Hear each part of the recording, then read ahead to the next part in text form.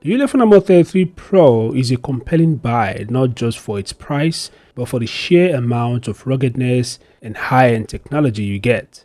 It's a purpose-built device for those who need a phone that can withstand anything. Its primary appeal lies in its three key pillars: extreme durability, a massive battery, and a comprehensive suite of advanced features. The phone is a fortress with IP68, IP69K, and military standard 810H certifications, making it resistant to dust, water, and drops from up to 1.5 meters. The main 6.95-inch Full HD plus 120Hz display and the secondary 3.4-inch rear screen are both protected by the Corning Gorilla Glass 5.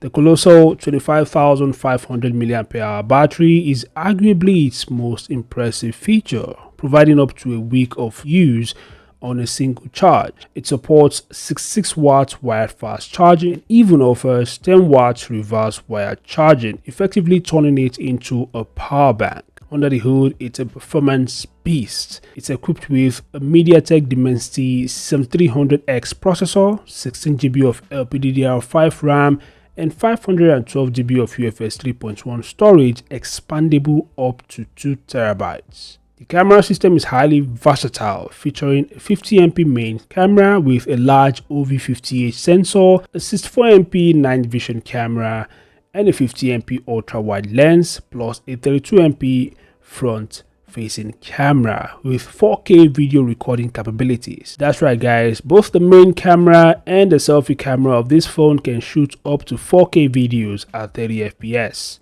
Additional features include Wi-Fi 6E, Bluetooth 5.4, 5G support, a side-mounted fingerprint sensor, an infrared port, a custom key, and a loud 118 decibel speaker. So for a sub $500 price, the Ulefone Armor 33 Pro is a unique blend of extreme ruggedness, a week-long battery life, and high-end specifications.